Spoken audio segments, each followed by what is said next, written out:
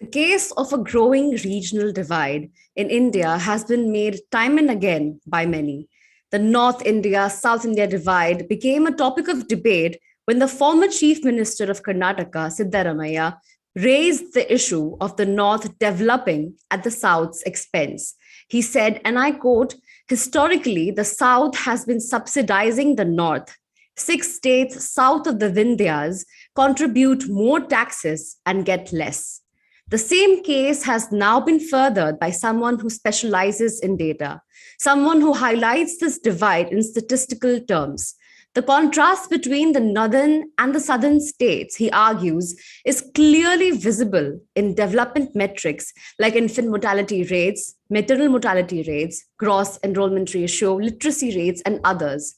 He categorically states, and I quote, there is a demographic detonation timed to go off in 2026 due to electoral delimitation scheduled in 2026. South India is set to lose political representation as a reward for its effective population control. Let's ask the author himself what he thinks is the reason behind this alleged divide and what the nuances of his analysis are, and what he thinks is the possible way forward in this regard.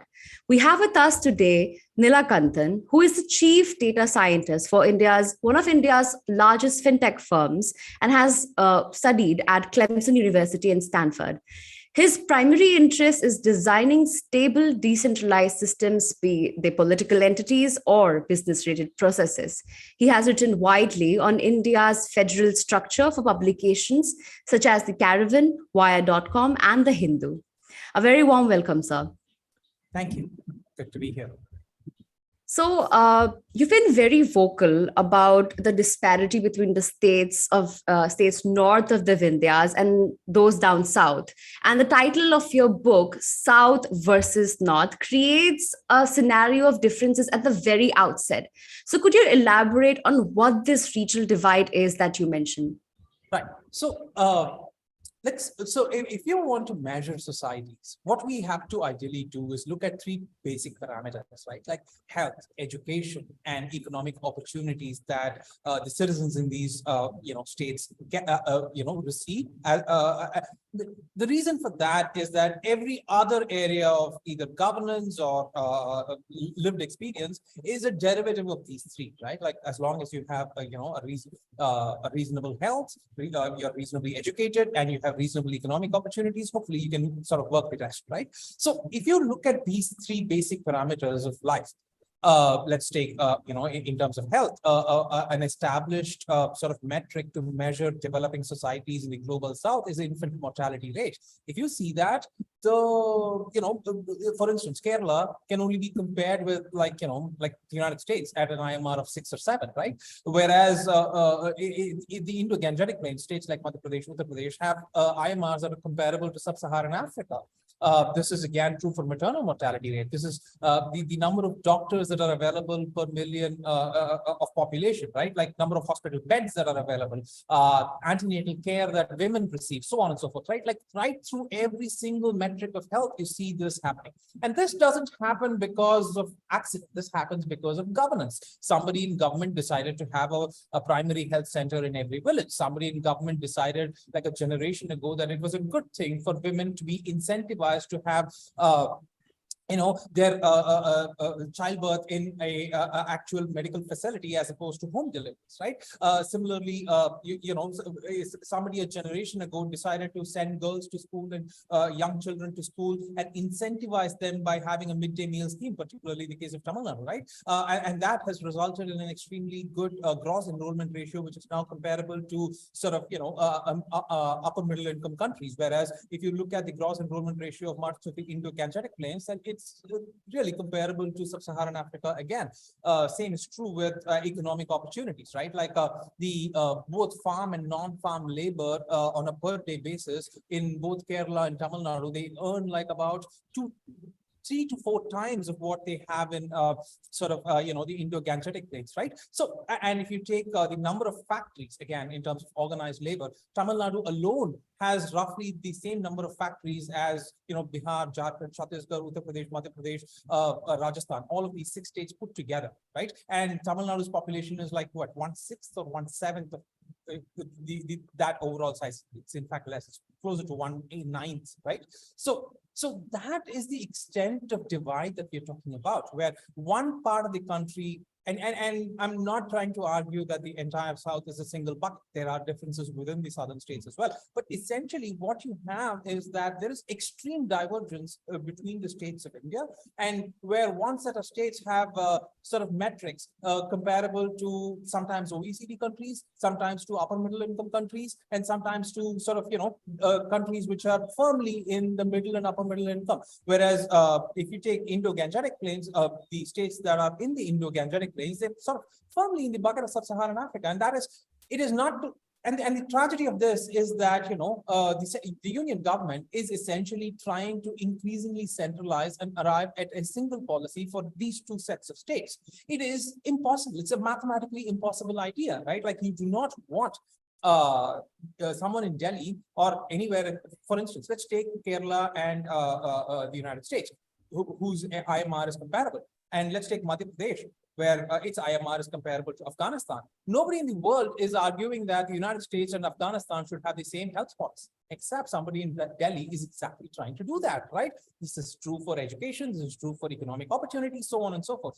It is nobody's argument that, people in the Indo-Gangetic plains shouldn't be given the help they need. The point is that the union government shouldn't be usurping states' rights and trying to run these 2 sets of states with a single policy in the name of centralization. And that is the problem. Right. So when we're talking about the disparity between these states and the divergence that is so clearly seen in the statistical terms, but we also see that there are intra-state disparities. You were talking about how centralization is the problem, but we also have some sort of decentralization that has taken place, especially with the 73rd and the 74th Amendments that gave powers to the local bodies. But even within states, I think the disparities are still there, because if you're talking about Kerala, because you've talked about how Kerala's IMR and other metrics are comparable to countries like the US. But even within Kerala, we see that the districts like Idukki and Wayanad, they have infant mortality rates of 20 and 22. But in other districts like Kollam, they have infant mortality rates of 8. And that, I think then, do you really think that centralization is the problem here? So just like centralization at the level of India is a problem, centralization at the level of states is a problem, right? One is not trying to argue that, decentralization stops in either Madras or in Thiruvananthapuram or in Bangalore, right? Like, it needs to go down everywhere. And just to make a slightly tangential point here, Idukki, which you're right, has an IMR of 19 or 20 according to the latest SRS. If it were a state by itself, it would still rank 4th in the country. Right. So it's like that is the point, right? Like, yeah, Kerala has its own sort of disparity within its borders, but the point is that distribution is very, very different from the distribution of the country. So what do you think is the reason behind such disparity in general? Right. So there are multivarious reasons as to why these disparities exist, right? Like, if you look at one of the basic reasons as to why better child and maternal mortality happens, when the woman who is pregnant is educated, she generally ends up having the chances of her dying during childbirth and child dying during childbirth is much lesser, right? So if you had sent girls to school, they hopefully become mothers who will result in this, right? Like, that is not going to happen simply by establishing hospitals or having more doctors. It's sort of a generational thing.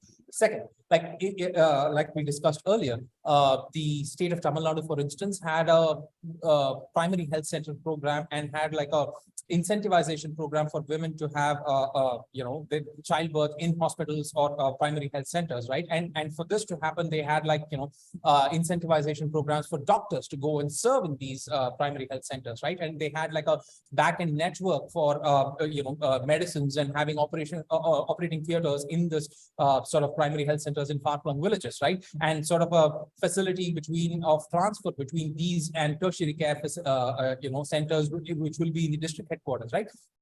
So, more importantly, there was a rolling shield program that, some of these states had, wherein like nurses would walk the streets of every village, and any woman who is in that village, whether she is a native of that village or has moved into that village because she married someone in that village, they would be entered into a register and sort of, like detailed, sort of, you have to see those sort of records to believe as to how detailed they are in terms of sort of monitoring their health to make sure that, whether they're pregnant, if they're pregnant, the antenatal care available to them, how many shots they've had, so on and so forth, right? So this requires sort of governance at street level, which is a generational commitment, right? And voters need to also understand that this is sort of not going to result in them being richer tomorrow, but sort of yields generational dividends. And that is a political process, right? Like, so there are multivarious reasons as to why this happens. But the point is that there isn't one magic bullet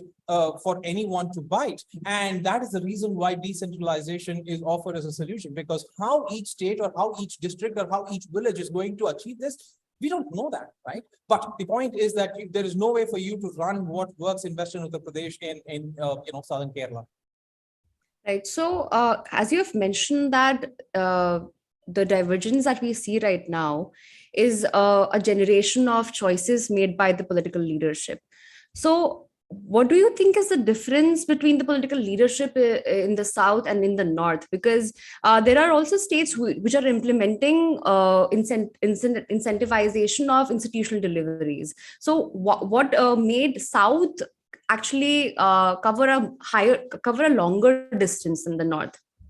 Right. So again, I want to make 2 points here, right? One, it's and the last third of my book is exactly against trying to give credit to a single man or woman, as the case may be, in terms of trying to argue against the great man theory of democracy, right? Which is that we shouldn't, like, the reason why a political leader exists is because he or she is our representative and is voicing our sort of, like, the reason they exist is to transmit our will. Right? They do not exist to transmit their will upon us, right? That's the point of a democracy, right? And to answer, and therefore we should be very, very cautious in terms of trying to give credit to politicians, right? Politicians do what keeps them in office, and what keeps them in office is our will, right? But the point I want to make here is, why is it that some of these southern states were able to implement some, what they did? That again has like a literature cites several reasons. One of the frequently cited reasons is that the idea of subnationalism and the index of subnationalism as it increases sort of results in a greater sense of identity and participation of that society, and therefore people are like, how do I say this? They do not view public policy as a zero-sum game. And when that change happens in a society, then development happens in these sectors, right? But again, the point is that for every such theory, there is an opposite theory. So the point is that we are better off sort of not worrying about why something has happened, but acknowledge that there is extreme divergence and there is no one solution to any of these problems, and hopefully stop at decentralization as an idea, right? Because if you do that, multiple states and multiple districts will come up with their own solutions. Some of them will work, many of them will fail, and hopefully, districts and states will copy their neighbors, just as it has happened in southern India, right? Like the midday meal scheme was originally from Tamil Nadu, but then it got copied by other southern states. The public distribution system again sort of has a knock-on effect amongst other southern states. So the point is that hopefully, when you have decentralization, then democracy, like each of those units, whether they be states or districts or whatever, become labs of public policy experimentation as they're supposed to be, and their neighbors copy. And some of them will work, some of them won't, but so be it. This again takes me back to one point that I can't stop myself from asking, is that when we're talking about decentralization, again, we do not see the states giving enough funds to the local bodies as well. So even if we're talking about the decentralization from the center right now. But even when there is a place where decentralization is taking place at the grassroots level, but the states are not willing to do that. The local bodies still do not have the funds and the functionaries and functionality that they should have. So, okay, that apart, but Yeah, can I just answer? yeah, sure. I completely agree with that. And that is the reason why the last third of the book is kind of dedicated to what we call gamified direct democracy, right? So your point is well taken, which is that decentralization needs to happen not just at the state level, but down to the local bodies, right? And like for the same reasons that, people hold on to power in Delhi, people hold on to power in either Trivandrum or Madras or Bangalore or Hyderabad, right? Like the incentive of power to politicians is no different in Delhi. It's the same. The point is that, as the scope of power increases, its abuses increase, and Delhi has a much higher scope of that, is my limited point. Right. So you also mentioned subnationalism in your argument a while ago. That so what do you how do you explain subnationalism? So is it equivalent to regionalism? So the idea. Here is a simple point, right? Like all boundaries are artificial and man-made, right? Like so, where do you draw a reasonable, like like how do I say this? Your patriotism could be my oppression and vice versa, whereas my patriotism could be your parochialism, right? Like so, the point is that if I believe that my participation in a society is not a zero-sum game, and my contribution of my taxes or my time or anything thereof is actually, it's almost my obligation to my society in order to move my society forward, and whatever that unit might be. That is the point of subnationalism, right? And for about over 100 years, the state of Kerala, for instance, had what was the IK Kerala movement. Tamil Nadu had what was the Dravidian movement, and its offshoots are still in power, right? Various examples of this are true in Punjab. Some of them are true in Rajasthan, right? Like, so the point is that wherever and whenever you have this long history where political movements have sort of captured the masses into thinking that they are a single unit, right? That's exactly what the IK Kerala movement did. Before the IK Kerala movement, the concept of a Malayali it was used to mean somebody belonging to a Nair caste, right? It did not mean a Malayalam speaking person, right? But it transformed that particular identity of all Malayalis thinking of themselves as a single society. And when you do that, you stop thinking about your caste or your whatever your community group is, and you stop viewing public policy as what can it do for me, as opposed to saying that public policy exists for public good, right? The point at which that happens and the point at which that stops happening, that is the scope of subnationalism. So what I could gather is that because of subnationalism, an identity that was created, let's say with the Aika Kerala movement or the Dravida movement. So this identity gives the southern states a sense of one identity you're talking about, right? So, but we also see other movements that took place across India, like let's say the Assam movement that took place. The Assamese people also have a very strong identity of the Assamese culture. They also have this togetherness, or you can say the subnationalism that you're talking about. So why haven't we seen the southern kind of development in these states? Those are complicated reasons, right? This isn't the only reason, right? Like, for instance, a famous example of such a public-spirited idea of identity improving development metrics would be Finland, right? But, well, you could also argue that South Sudan had a similar sort of a racial ethnic identification when it split from North, what is Sudan. So, but you cannot compare Finland and South Sudan, right? The point is that, it is a contributing factor, but it is not a sufficient condition, right? The reasons why Assam has generally been a problematic state in terms of its development metrics over the past generation and a half, has reasons way beyond what the subnationalism goes, right? Like it's, I'm no expert on that, but the point is that this is a necessary, but hardly a sufficient condition. Right. You've also highlighted the success of giving incentives to health workers, especially that you mentioned Tamil Nadu. But do you think that such incentivization in health sector or say education sector with the midday meals, do you think these actually work in the long run? So are these sustainable? Right. So again, right, like the Tamil Nadu experience has shown that it does for a generation. So it depends on the development trajectory that the society is on, right? Like at certain points in that trajectory, it works. And it works for a generation until it reaches a certain point, right? And after that, it stops working. Just like look at the midday meal scheme, for instance, or the rolling shield for making sure that no woman during childbirth dies in Tamil Nadu, right? Like all of these sort of worked brilliantly in the 80s and 90s and in the first decade of the 21st century. Now they sort of, there is decreasing purchase in all of them, right? Like for good reasons, right? Like that's the like, how do I say this? The cost of success, right? And the point is that every state, every district has to come up with its own version of this. Whether it works or not is a function of where that particular society is in terms of its development trajectory and what is the kind of incentives that work for that particular society, right? And there is no one size fits all. And that hopefully, when people read this book and, take away something from the book, it is not South versus North, but instead it is that there is no single policy that works for every single society, right? Like that society has to come up with its own version of what it thinks will work. And how it works is a function of its people sort of buying into that public policy as a public good, right? You've also pointed out that, there is a certain cherry picking of statistics that has taken place, especially with the good governance index. And you question the two parameters, the ease of doing business and the startup ranking.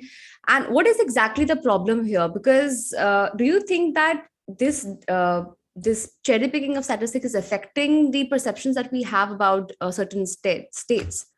So take the first instance of that, the report that, it's called the Ministry of Personnel, or the Department of Personnel, right? That's what it's called. And they put out this, the first— It's the Ministry of Personnel, yes. Yeah. They put out the first installment of the report. It's called the Good Governance Index in 2020, I think. And curiously, Madhya Pradesh had a higher industries and something else was the vertical in which it was ranked. And Madhya Pradesh was ranked above, Maharashtra, Gujarat, Karnataka, and Tamil Nadu, and Punjab, right? Like 4 or 5 of the most industrialized states in the country. Like if you go to anybody in this country and basically ask them, which state do you think would you rank higher on industry compared to these 4 or 5 states and put Madhya Pradesh on it? Nobody is going to tell you Madhya Pradesh, right? Like it's just like, it's just the facts. Like it's a predominantly agrarian society. Like its GSDP comes primarily from agriculture. A large swath of the population is dependent on agriculture. There are very few factories in that state. Like nobody in their right mind is going to tell you that yet. The index basically gives you Madhya Pradesh ranked at number 1. And the reason why they tell you is that the ease of doing business, and it's an input metric, right? Like you and I can go ahead and define whatever we want, and that it doesn't. So that's the difference between an input metric and an output metric, right? Like a factory has to be installed, it has to produce something, some people have to be employed for us to basically call it industrialized, right? The ease of doing business worries about none of these output metrics, right? It worries about input metrics. You can just do away with all regulation and as have a perfect score in the ease of doing business. But if nobody's actually setting up business in your state, or there isn't evidence for that, what is the point of it, right? And another example of it, right? States are ranked on, and I forget, this is the other report, right? So states are ranked on various metrics, and one of the things that it does is the utilization of funds under what is called and my Hindi is bad, so I'm going to butcher this, but like bear with me. It's called Pradhan Mantri Gram Sadak Yojana or something. Anyway, it connects village roads, right? So Tamil Nadu and Kerala, for instance, have 0 on that, right? And they score a 0 on that. You know why? Because for a generation almost, every village has already been connected. So their utilization of that is 0. Right. And when you sort of use this utilization as an input metric in order for you to calculate how well the connectivity of a particular state is, it's sort of absurd, right? And that is the problem with these government there is a place for all of these reports. They are useful data if you sort of, skip the ranking and just go into the tables and look at the data themselves. But like, a lot of times one has to read carefully. Right, as you just said right now, that certain metrics where the North is setting them as targets, so the southern states have already achieved them. And that is one thing that you've pointed out, especially in the centrally sponsored schemes. So how does that happen?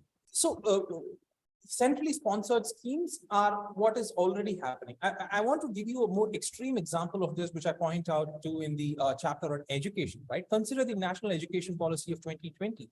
It sets the gross enrollment ratio at higher education, that is college or equivalent, at I think 50% in the year 2035. Tamil Nadu has already achieved that in the year 2021. So, like, what does the policy want? That Tamil Nadu wait for 15 years till the rest of the states catch up? It makes absolutely no sense to centralize these things, right? And similarly, for there is an equivalent program for IMR, there's an equivalent program for MMR. There is every single centrally sponsored scheme has targets which are essentially focused on either India as a whole or for the Indo-Gangetic plains in particular, right? Allow those states to set their own targets and allow them to have their own policies. Why should, Uttar Pradesh dictate how Kerala runs its, its IMR and MMR? Again, I cannot pronounce that, but there is a maternal and child, a program for, making sure that there is maternal child health. Matru something, I can't pronounce that. And Kerala actually signs up for that, despite it already having achieved all the targets. And that is the tyranny of the system, which is that which state government in Kerala is basically going to not sign up for that in principle when there is such large amounts of money involved, right? Like the state will lose access to those funds, which it is eligible under that particular policy, even though the policy is not tailored to its sort of circumstance, right? And that is the problem. But if the central government does not come out with these schemes or these centrally sponsored schemes, then how will these states that are lagging behind actually catch up with the southern states then? Again, right? It is not the idea that the central government. So we need to be very clear about this particular thing, right? The central government is not a superior government which basically can come in and clean up the act of a state government if the state government is not doing its job correctly. The reason why we as an electorate elect our state governments is to make moral choices on governance on our behalf. And the right, and that is, if that particular state government is not doing that in a democracy, its ultimate masters are its voters. It is not the central government. Right, and to this central government, which is elected also basis of my vote, is basically going and setting policy for another state. Like, why should people in that particular state worry about what my choice is going to be? They shouldn't. Just like I shouldn't care about what their choice is going to be for setting policies at my state, right? Like, so the point is that is the exact reason why we elect state governments, right? And if that particular state government is bad, throw the government out, get a new government. The idea that, like a superior government comes in, like, how is this different from colonialism?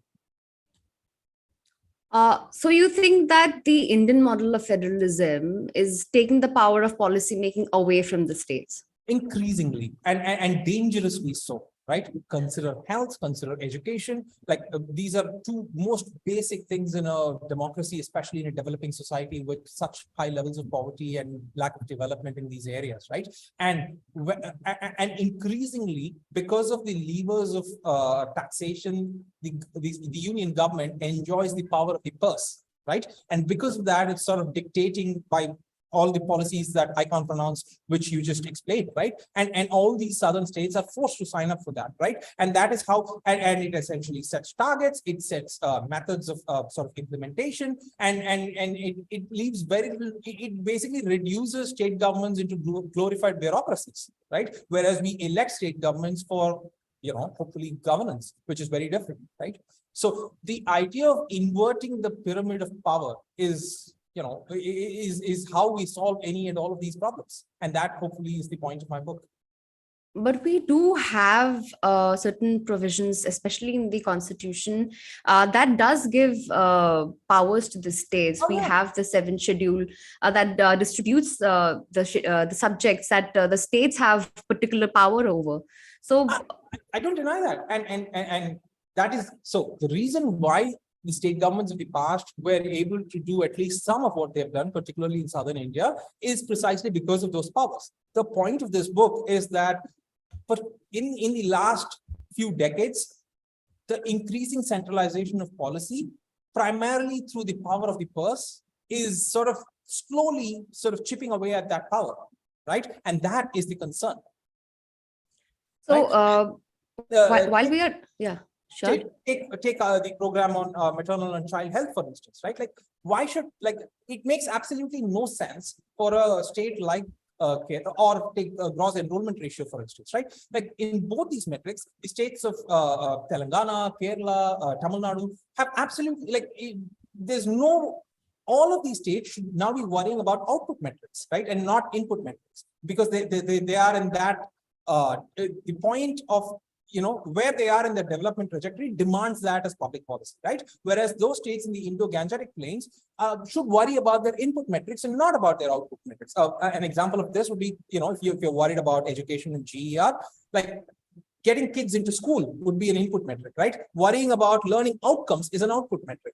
Now, Tamil Nadu, the state with the highest gross enrollment ratio at the higher secondary level, which is 84%, sort of has, whoever can get into school, they stay in school, right? Like at 84%. It's sort of what, it's comparable to OECD countries, right? It's kind of what you can achieve.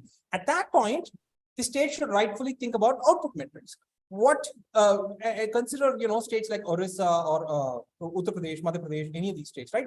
All of these states have like somewhere between 50 and 60% of gross enrollment ratio at the higher secondary level. They should worry about input metrics. They shouldn't care about output metrics, right? Just, give them food, give them whatever, like, give them money. I don't care. Like, just get kids into school. Right? Like, so that should be the point of it, right? So if whereas if you set policies in Delhi and make both these two sets of states follow that same policy, you would lose this. But when we talk about different stages of development that is taking place in the states, when we think of giving powers to these states and they deciding on what the targets should be, they deciding on what the output metrics should be, then are we not dividing India as a whole on whatever basis? Isn't it promoting some sort of parochial vision or parochial perspective of development? Why is that parochial? It is what is that is the purpose of democracy, right? Like, your idea of a map shouldn't be the reason as to why public policy in a state is what it is, right? Like, you sitting in Delhi or me sitting in Madras shouldn't be able to decide what people in Patna or in rural Bihar have as their policy. They should be able to do that. Now, if that offends your sense of, I don't know, some conception of a nation state that India is, well, I don't, the person in rural Bihar doesn't care about your perception or philosophical outlook to what India is. They want, basic health and education, right? And that is the purpose of democracy. It is not the concept of a map in your or my head. You also talked about how the power of the purse is held by the center. And this is especially seen when the Finance Commission comes out with its devolution of funds. So, the Finance Commission had recommended a fiscal deficit limit of 4% for the fiscal year of 2020 and 3.5% in 23. And but do you think that this will reflect in the upcoming union budget that's just around the corner? And how will it impact the states? How do you think the budget will be set this year? So I want to make one thing clear, right? Like, what the fiscal deficit is, what the limits are. They're less important to me for very many reasons, right? And firstly, the union sort of imposes these limits and it's very strict in its implementation towards states. But when it comes to its own budget, as the data in my book shows, it doesn't care. It balloons up and, it has no entity to sort of sit over it, right? Like, so what about that? And if you look at the history, you can argue that ever since the FRBM came, that's the reason why states have good fiscal discipline. But even if you go back 20 years, from the 1980s, you can always see that states have done a better job in terms of fiscal prudence compared to the union. The fiscal deficit from 1981, I put that out in my book, right? Like, the states almost always do a better job. First, the union government has no business sort of lecturing states in terms of their fiscal profligacy given its own books, right? Second, be that as it may, states, like we have already discussed, are elected governments. They should be allowed the room to sort of run their budgets as they deem fit, right? Now, again, like to what extent the reverse argument could be that, well, as the implicit guarantor of all its debts, the union government has some say in it. Fair. But like, to what extent is the question, right? Like, if your own books are not, what they should be, and my books are much better than what yours are, who are you to lecture me?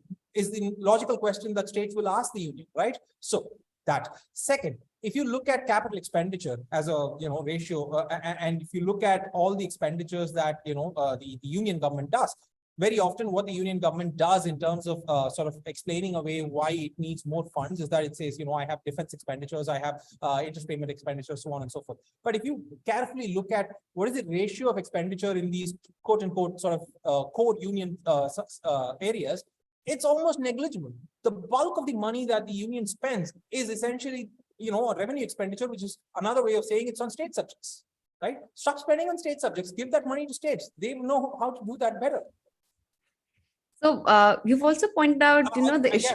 It's I just want to the central flagship programs alone, just that alone in the last budget was 3.41 lakh crores. That is roughly twice of what the overall Finance Commission allocation for all states put together is. How is this a thing? So exactly that, when you talk about the Finance Commission's parameters for deciding the devolution of funds, so you have pointed out issues with the parameters as well, the terms of references, when it links everything to population. I want to explain that in some a little bit of detail. So bear with me, right? So when the terms of reference of the 15th Finance Commission first came up, what happened was that the terms of reference said that the 15th Finance Commission should use the 2011 population as sort of completely, right? So many of us, including me, made a lot of noise. I hope I had some in a tiny way, some way, shape, or form, and basically the government saying, "Oh no, we will add a parameter for what is population performance," right? So when the union government says that, we take that in good faith and think that they're going to do that, right? So the final report came out, and if you see the first sort of just the report alone, they basically give 12.5% of weightage to population performance, about 50% to income distance, another bit, so about three quarters of it, right? Close to 75% is for income distance, population performance, and active population. The remainder of the 25% is for land area, forest coverage, etc. That is another thing, right? So and tax efficiency, which is another 2.5%, right? Like, so that's a month. Let's focus on the 75%, right? Each one of so I took this at face value that they're going to add population performance as a metric, and so whatever. So when the report came out and they did this, if you look at the allocation ratios, it was still a little whatever, like having added population performance, I thought this can't be true. It's still quite very low. So when I went into the annexures and started reading that, that's when I figured, what they've done for each of these factors that we have just discussed, they've scaled each of it with the population of 2011.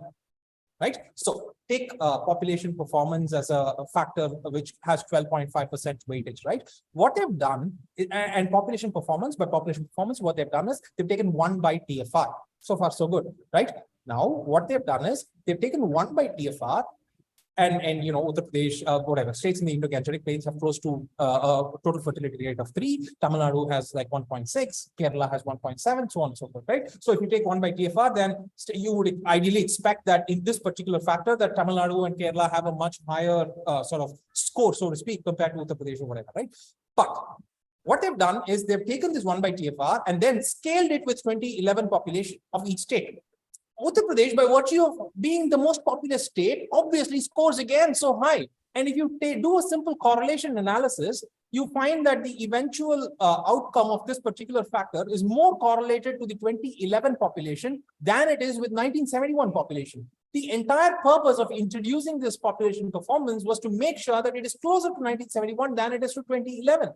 How? Like, did they not think that people would read the annexures and sort of see this? I cannot believe that somebody serious in government sort of has put out a report which a simple correlation analysis disproves their entire assertion, and that is where we are, and that is my problem with this.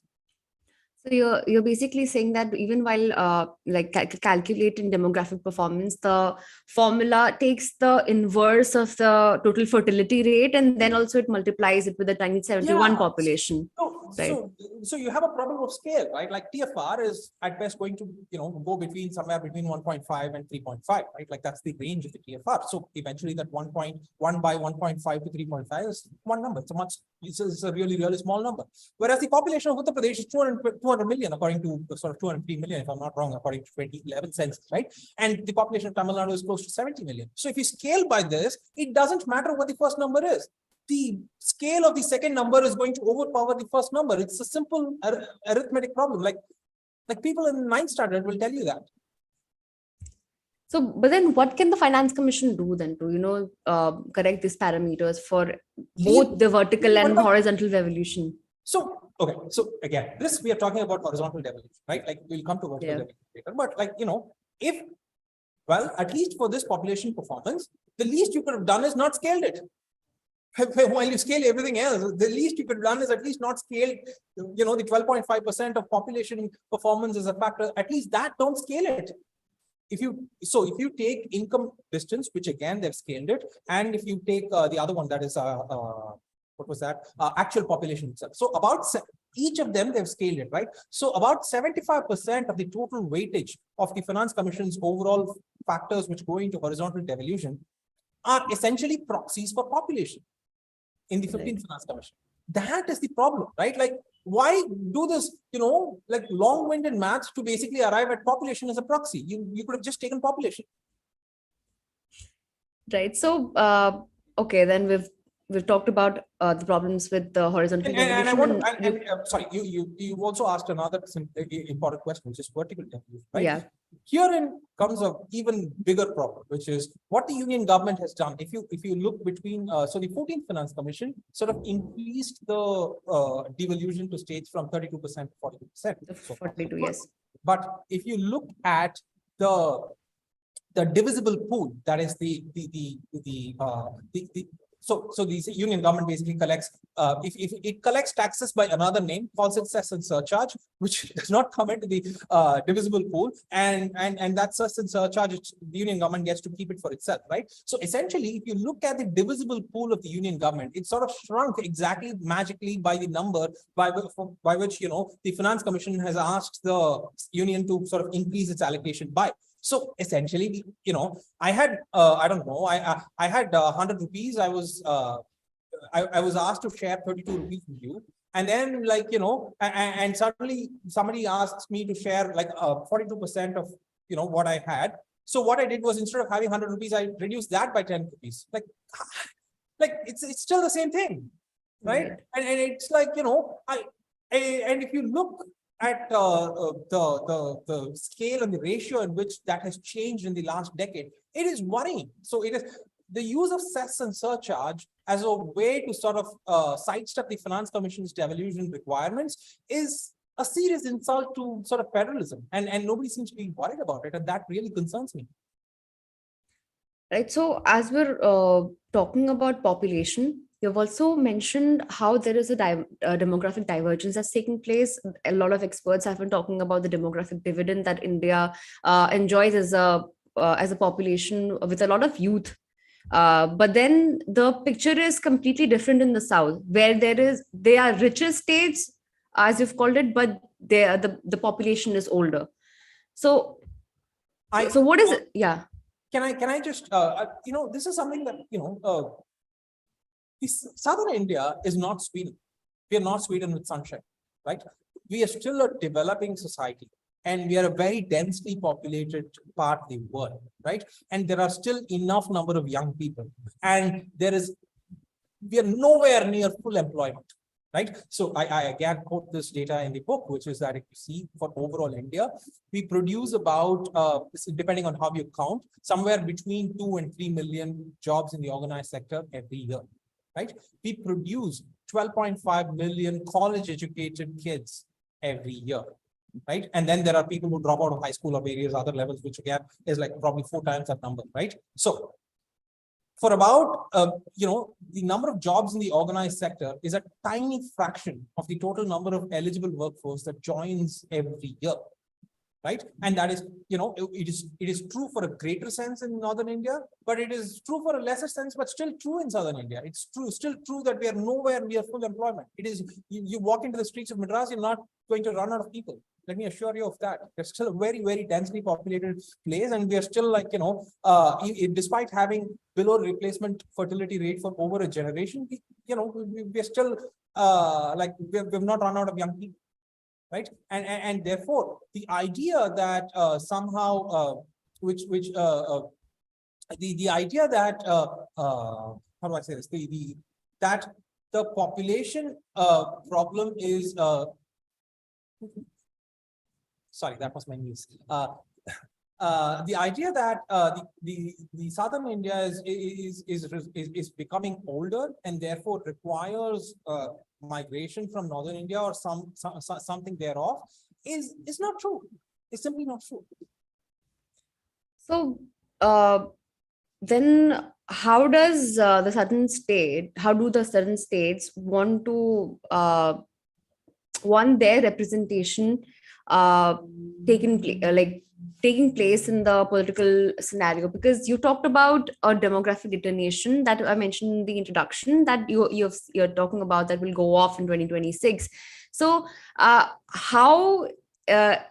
we've talked about how the southern states are performing better in terms of all these metrics. So how do you think is this going to reflect in the future, their good performance? So again, that is the central worry of the book, right? If nothing is done and we sort of retain status quo in terms of our government and the way in which this country is organized, my fear, and it is the fear of many people in this part of the country, is that southern states would be reduced to vassal states, which is that they'll be punished for performance in terms of health, education, governance, economic opportunities, etc. Simply because the policies which govern all of these areas will be set in Delhi, and they will have increasingly because the central government seems to be increasing its centralization tendencies, as we've discussed, and exactly at a time when we need greater representation in parliament to oppose these, they're going to do the opposite, which is that we'll lose representation. And further, what is going, as we have seen in the Finance Commission allocation ratios, what is also going to happen is that we also suffer by virtue of having fewer allocation, right? So this is classic vassal state, which is that you don't get to decide on the policies that govern you. You don't get to decide your own taxes. Whatever taxes you do, sort of pay to the government, it is spent elsewhere and not on yourself. And you have little or no say in the way in which you're governed, which is the definition of a vassal state. And the worry of this book in the first 2/3 is precisely that, and the last 2/3 hopefully offers a solution. So, the last 1/3, yeah. Right. So a caveat that you've been talking about, that the one size fits all approach is especially seen in the centrally designed schemes and centrally sponsored schemes like the National Health Mission. So what is the how should the programs be tailored to respective needs of the states? Don't run it from Delhi. Stop running it. But then won't there be as we know that we've been trying to prevent this division of or balkanization of states. If we start giving the states so much leeway in in terms of everything, the funds, the policy making, then won't they be asking more and more, and then it'll end up probably going to secessionary demands? So again, so I want to make, so what is more and more, right? So what you've hinted at basically is a sense in Delhi that it is losing power and control over states, right? Well, if democracy and democratic spirit in those states basically demand that is the function of a democratic society, right? If we do not, consent of the governed is the basis on which democratic governments exist. What you're essentially arguing for is that, hey, I know better, and despite you sort of having other ideas, I will tell you what to do. Well, the point of a democracy is not optimality in terms of governance outcomes. The point of a democracy is that everybody has a say. and that, they get the right to self-government. But if they govern themselves badly, the idea and the hope of democracy is that over time they sort of, they pay the cost of their flaws and sort of improve themselves, right? Now, the union government is in no place to lecture or tell these other governments to say that, this is how we should do it. If and if you're worried about secession, right? Like, let's leave out India for a minute because it becomes political and hot. Let's consider Spain, right? Like, the Catalan movement is like, we had a situation where in a Western democracy in Western Europe, we had, sort of the forces of Madrid sort of, I don't know, using force on elected representatives of Catalonia, right? Like, do we forget which side you're on? Do we ever want such a situation? The point is that, Catalans might well be wrong, right? But the point is that they have a right to be wrong. Right. So you've tried to establish that there are problems with the way that federalism in India is working right now. So what, in your view, can be solutions going forward in this context? Right. And that is why I propose what is gamified direct democracy. Just as we have discussed the example of Catalonia, the problem is that in countries which have people like you who sit in Delhi and sort of imagine this country to be a singular entity, are deeply sort of troubled by the idea of greater demands and worry that it might end up in secession. I worry about it for entirely different reasons, which is that these demands, but because people perceive it to be secession, it might end up in violence and chaos, which is why what I propose is that orderly decentralization idea, or which will be the result of it, which I propose as gamified direct democracy, right? So if you, what I argue is that if you basically look at any and all of these problems, it could be diagnosed back into a particular reason as to, if you wonder, why is it that we have such problems in our governance, and why is it that we have such extreme divergence across India states? All you need to do is look at the constituency sizes, our transmission efficiency in terms of policy, right? Like, every constituency in India is the size of a small European country, right? And there is no way in which a single MP can transmit. For instance, my vote is in South Madras. My MP, Dr. Tamilchi Rangapandian, like, she and I might agree on one or two things. She probably casts like 100 votes in every session of parliament, right? And there's no way in which I'm going to agree with her on all of them. More importantly, it doesn't matter what she thinks. She has to vote in the way in which her party whip dictates her to vote, right? And therefore, this transmission efficiency, like, so one part of the book basically goes into the impact of each voter in terms of electing their MP, right? And then into the impact, their ability in terms of policy, decision making, right? The first is a laughably low number, the second is practically zero, right? And the reason as to why India has many and all of these problems is, I argue, is that the transmission efficiency being practically zero essentially reduces India into some version of oligarchy. And if you move that to the need to move that to democracy is the actual solution. And what I propose here is that let's have what is gamified direct democracy. So, direct democracy is something which all of us in school did study at one point in time, which is that, in ancient Athens, like, people gathered in the public square and decided to sort of vote on issues of the day, right? The problem Which with is that, not possible in India, is that, no, it's basically not feasible given that our population is about 1.3 billion, whereas in ancient Athens it was probably in a few thousands, right? They also were helped by the fact that only free men were allowed, free property owning men were allowed to vote, and not everybody else, right? So we've moved from those times, and we don't live in those times. But the point is that the other worry of that is that it would result in majoritarian tyranny, right? Like, they, after all, poisoned Socrates. They decided to sort of send Socrates to poison by death, right? And we don't, given that we already live in sort of sectarian times, we really do not want such window into majoritarian tyranny, right? So So we now live in a place where our transmission efficiency is practically zero. The Athenian democracy, direct democracy, is one where we have perfect transmission efficiency, given that everybody gets to vote on every single policy, but it has a sort of, no guardrails. So how do you arrive at a point of optimality where you have reasonable transmission efficiency, but also have the guardrails of a modern liberal democracy, right? That is what gamified direct democracy is. So I argue for a three-legged stool. One is that, we divorce the calendar of legislation from Parliament and bring that to a separate committee, which is chosen by sophistication. Then Parliament still retains what is, much as we might dislike Parliament and politicians, they still retain expertise in lawmaking and drafting of legislation, so to speak, and standing committees and so on. So, again, divorce that and have another committee by sophistication. And the third is, instead of having MPs sorry, vote, we will just have a minute. What do you mean by sortition? Could you please explain the process that you're talking about? How do we get rid of that? Yeah.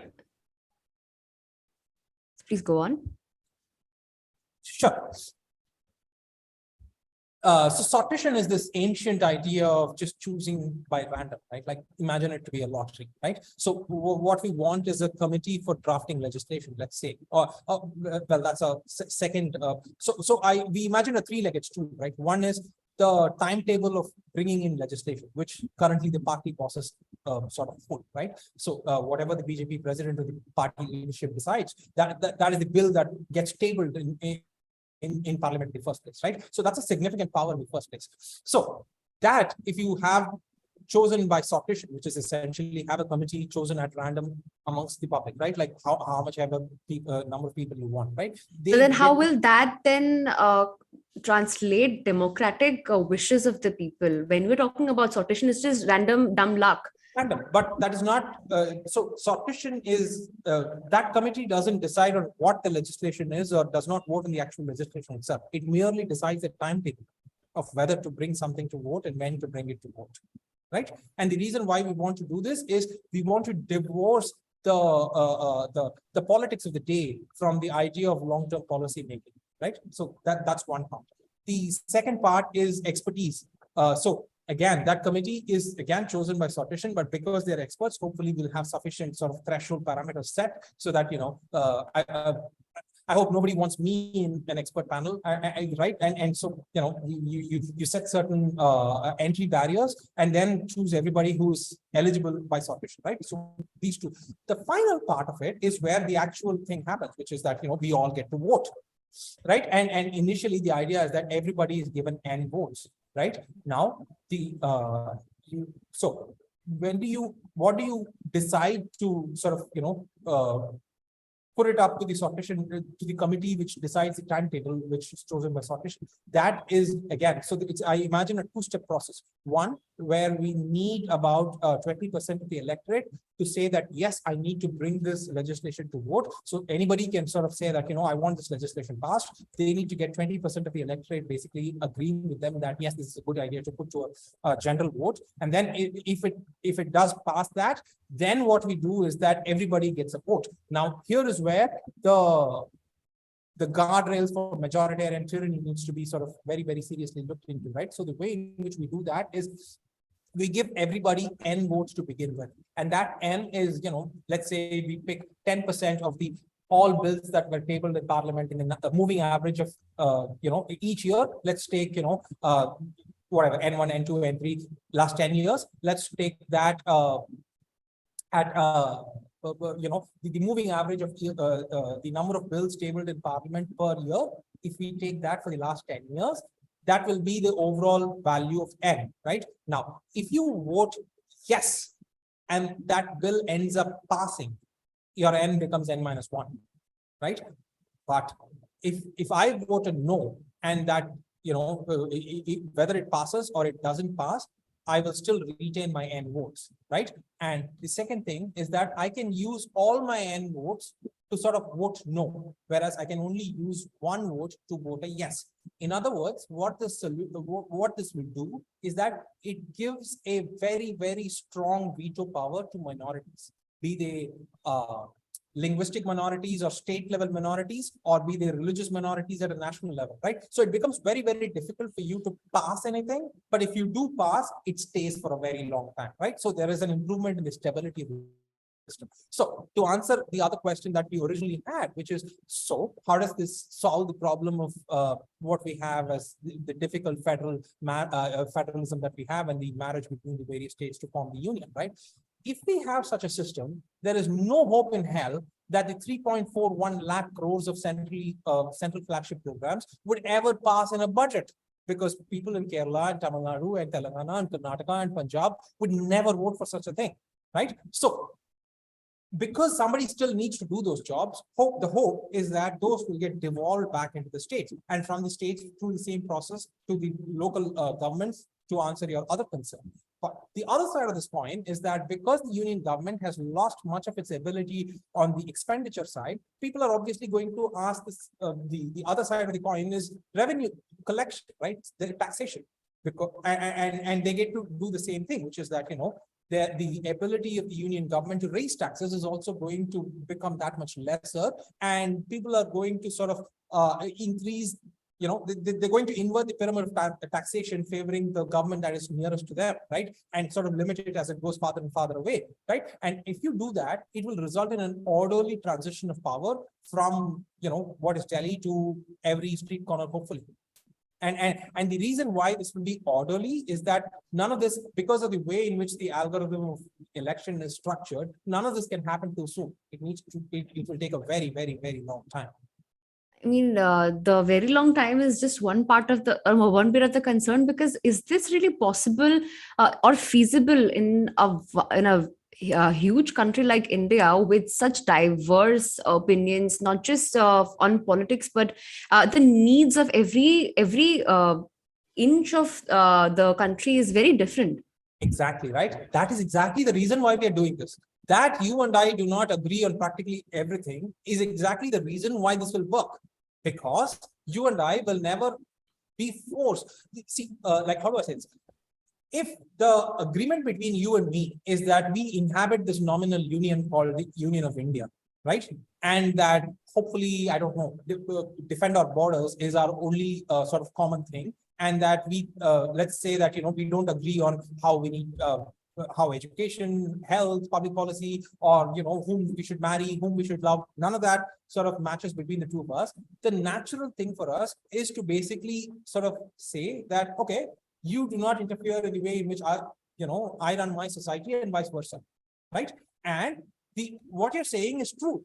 In such a diverse country, the status quo is what is more difficult, not this.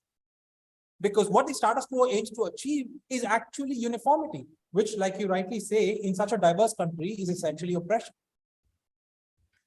But then I can't help but think that this is going to be very difficult, because at times when a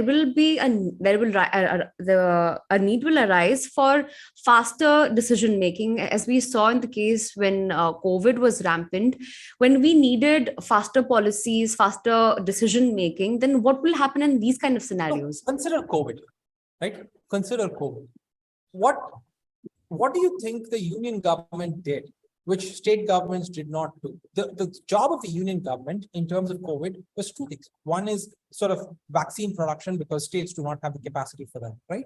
And so that came later, but in the initial periods, what we needed was unified decisions for let's say to stop the transmission of the disease, right? So consider the European Union, right? The European Union is sort of, they have individual countries. Those individual countries were well within their rights to make their own decisions. They all manage reasonably well, right? The idea that we need the strong center to make these decisions is actually counterintuitive. Consider the case of Germany. One of the reasons that, I don't know if that still holds, because at least in 2020-21, one of the reasons cited for Germany's relative better performance in the initial 12 months of COVID was that it had a federal structure where different provinces of Germany sort of, made their own decisions and Germany did not have a single decision. And this is true for all of Europe as well. Like, Sweden sort of had a go-it-yourself policy, whereas other European countries, even its neighbor Finland, had a strict lockdown. So the point is that if you do not like the decisions of your neighbor, you're free to shut your borders, right? Right, but then when we're talking about shutting your borders, is it really possible between states within a country? So we essentially had that, right? Like, it was not as if you could freely cross borders in COVID times. The government of Tamil Nadu, for instance, insisted on several things in order for you to. But that made it very difficult for especially the migrants who were trying to go back to their states. Absolutely right. Every policy has a cost. Nobody is arguing that it is an emergency.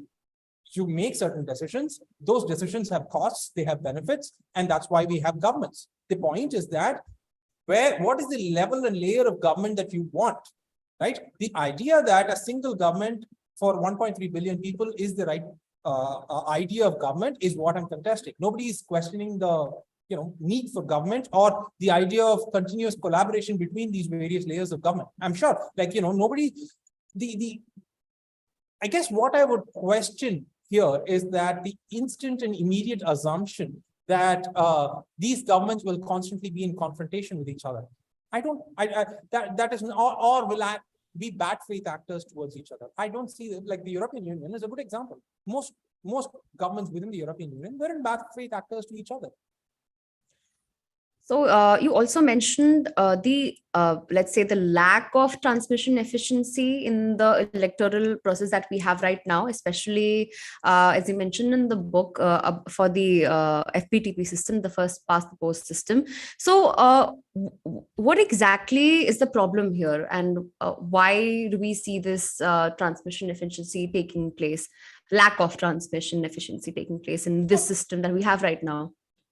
So in the FPT, the first past the post system that we have, right, like we already discussed, we have about 2 million voters per constituency, give or take a few, right? Now, there is no way in which, and we elect one MP, right? And very often that MP has somewhere between 30 and 35% or 35-40% of the votes cast, right? So the majority of the constituents firstly do not agree with him or her. Right? Like, even if there were perfect transmission efficiency between 35 and 40% of the people who vote for that person. Secondly, there is this famous Arrow's theorem, which basically says that it is impossible for me to have perfect transmission efficiency, even if I were to send you to parliament on my behalf and you do win, right? It's just a mathematical impossibility, right? So that is, I vote for you because I agree with you on one thing, but I disagree with you on 10 other things, right? Like, and that's the way, and FPTP does not have a good enough way to discriminate this, right? That is the reason why FPTP has a terrible transmission efficiency. On top of that, what happens is that all of these MPs go into parliament, do not even have their own sort of ability to decide on their votes based on what their constituents will tell them, even though that itself is a problem, because their whip tells them how to vote and they vote accordingly, right? So essentially, this entire process is, which is why I said it's essentially an oligarchy, because the party bosses decide how our MPs vote. We don't decide how our MPs vote. And that is why our transmission efficiency is practically zero.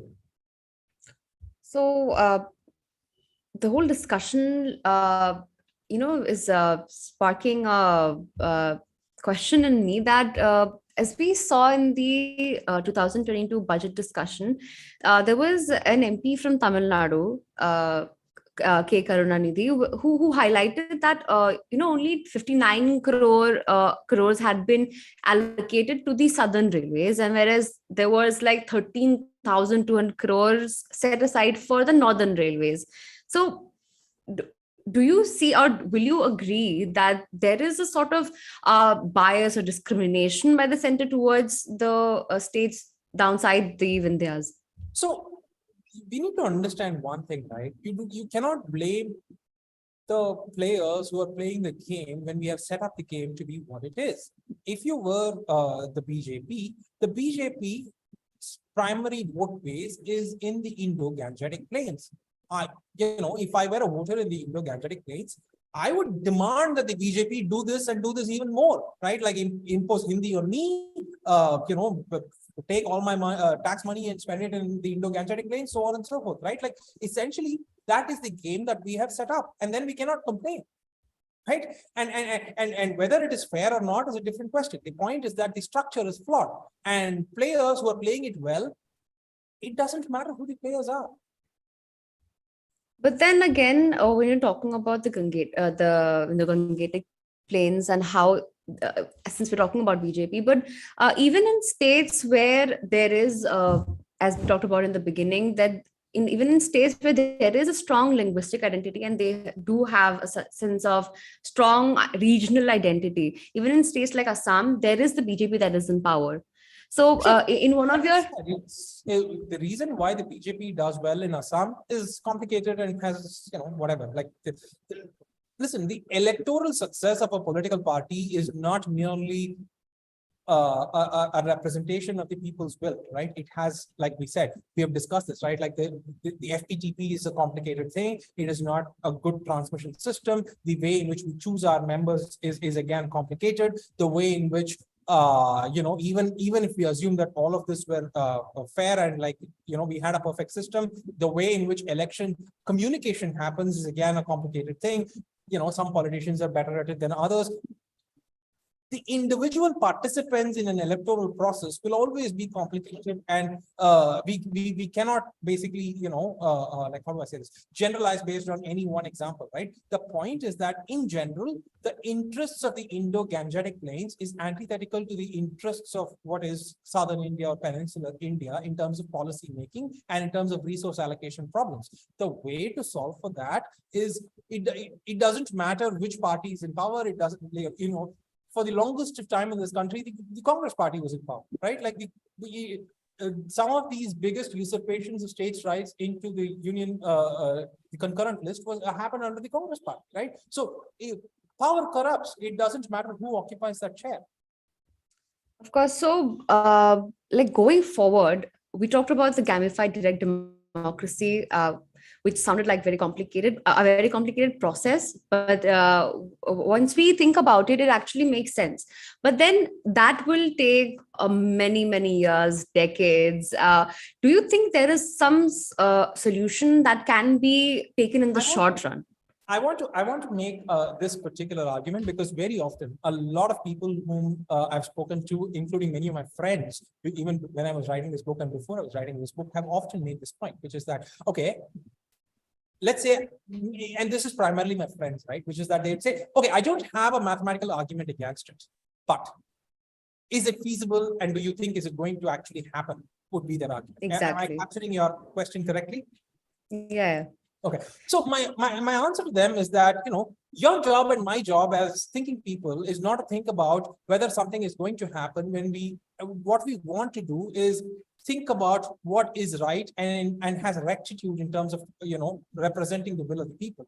Whether it is feasible or not, what is right, hopefully has the gumption and the power in and of itself to sort of take it forward, right? If every idea is put forward, if and only if it is feasible, no idea will get put forward, right? So I'm sorry, but then what I had asked is that, do you think there is a short-term solution? Like you talked about that we cannot go forward with the one-size-fits-all approach, and we cannot move on with the model of federalism that is taking place, even though we have been hearing how cooperative federalism is actually taking place in India.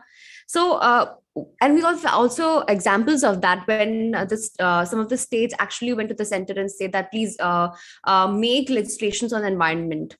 When we saw the Wildlife Protection Act and everything came on. So we have cooperation that's taking place even in this model of federalism. We have cooperation. So it is very easy to cooperate when you do not have interests that are not antithetical to each other, right? That's not even cooperation. The point is, let's talk about why does a government exist? The primary purpose of a government is to raise revenue and spend it on your behalf, right? Like everything else, like that is its primary purpose outside of sort of, having monopoly over violence, right? Now, this is the problem, right? Like its ability to raise revenue and spend it on my behalf is the primary sort of contention, right? Like that I also happen to sort of, who's going to have a disagreement about saving tigers? Nobody does. Everybody likes tigers. That's not like cooperation on what is not a point of confrontation is easy. The question is, how do you end up with a solution despite not having an agreement with each other? Right. So, as we've seen that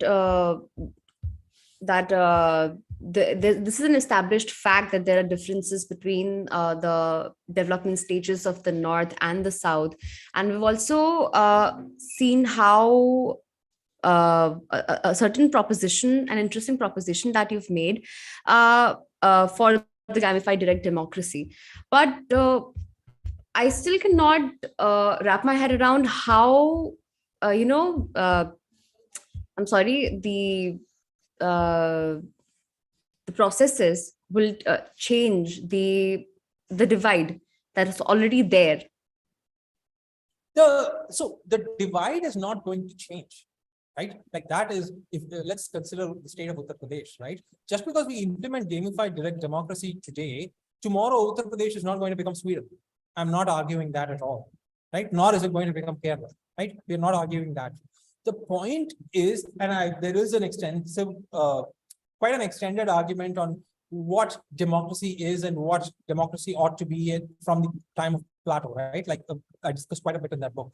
The point of democracy is that we should have government be a good reflection of ourselves, right? That is the limited point of a democracy, right? Now that we are terrible people and that our reflection is terrible is, sure. The hope is that, you strive towards making yourself better so that your reflection becomes better, right? Now, we need to divorce the idea of the philosophical rectitude of having democracy as an essential condition of government versus outcomes of government, right? And the reason the southern states asking for this, putting forward the latter as a reason to achieve the former is different from saying the former is a necessary condition for the latter. I hope I make that clear. Right. So as we have established that the differences in the metrics in infantile rates and the MMR and the gross enrollment ratios are very different in both these regions of the country. And what will you say will be your conclusion or concluding remarks on the whole the debate that is taking place between the regional in the northern and the southern states? What will be your the concluding remarks? The concluding remarks that I hope that anybody who reads the book, whether gamified direct democracy is implemented tomorrow or not, all of that is beside the point. The hope that I have, and gamified direct democracy, as the book clearly states, is that is a thought experiment, right? Like, and hopefully it offers you a path forward, whether it's implemented or not. It warrants politicians to give up power voluntarily, right? Like, who's going to do that? So let's park that aside for a minute. The point that I want to make, hopefully, that people who read this book take away is that India is an extremely divergent country. Right? The idea of any single policy working for all its states is just an impossibility. So the hope is that every single state demands more of its state governments and demands that its state governments sort of raise this in terms of states' rights with the union government and sort of work in, the only lever that you and I have as citizens is our vote. So the hope that I have is that every citizen uses that lever to strengthen their governments which are closer to them and weaken governments which are farther away from them. So with this very hope that there will be more decentralization of sorts in India, we'd like to conclude this session because we've had a very interesting proposition for gamified direct democracy, and that there should be more devolution of powers for policymaking to all the states, not just the southern states. And we've also seen how the regional divides and the stages of development that all these states are in may not be these gaps may not be closing in anytime soon. But with this hope that there will be more decentralization and there will be more work done in towards more uh, cooperative federalism that we've been talking about. So thank you Given so much. Sorry. Thank you. I was just going to say that given the structure of our country, I have slim hopes for that, but let's hope for that. I think just a minute. There is actually a question coming up. We'd like to take that. It's from one of our audience. So there is political modernity. I'll read out the question to you. Just a minute. There is political modernity that leads to the build-up state capacity to technological advancement. But isn't centralization inevitable when countries modernize, like the US and Germany? Actually, quite the contrary, right? The amount of, let's take Germany, for instance, or or the United States. The idea of states' rights as a foundational idea in that country is very, very strong. That, which is why every single sort of presidential or what the United States Congress passes is, deeply sort of contested by what was the old South. Now, you could argue that, the reasons they do that is extreme politics, and there are remnants of what was the old South's the reason why they do that has tinges of racism in it. All of that is true. I don't deny that. But the point is that that country's foundational idea and the way in which its Senate is structured with the Connecticut Compromise of 1889, which is that every state sends 2 senators and they all get 2 votes to vote in the Senate, is, like, how much more of a states' rights country can you get? It's probably strongest in that department, right? So imagine, like, if Tamil Nadu and Uttar Pradesh had such a Senate, if India had such a Senate, we would not be treating delimitation as the serious problem that it is. Right, but then again, Arunachal Pradesh will have equal representation in the in parliament as Uttar Pradesh does, which is problematic in its own right. But at least we would not have this delimitation question. So again, when we're talking about the delimitation question, do you think that the process of delimitation, that is, and how the data will change and how it will be disadvantageous for the South when it happens in 2026. So do you think that there is a way to stop it, to prevent that from happening? There is no, as I discussed in the book, there is no good answer to this, right? The only answer is that, when you have set this up, is to make what the contest is about less worthy. That's what I discuss in the book, right? Like, if you let nothing happen, it's problematic. That is, if you let the delimitation unfreeze, which is what will happen if we do nothing, then in that case, you're essentially punishing the South for success and rewarding the Indo-Gangetic plains for not sort of having proper population control, right? One.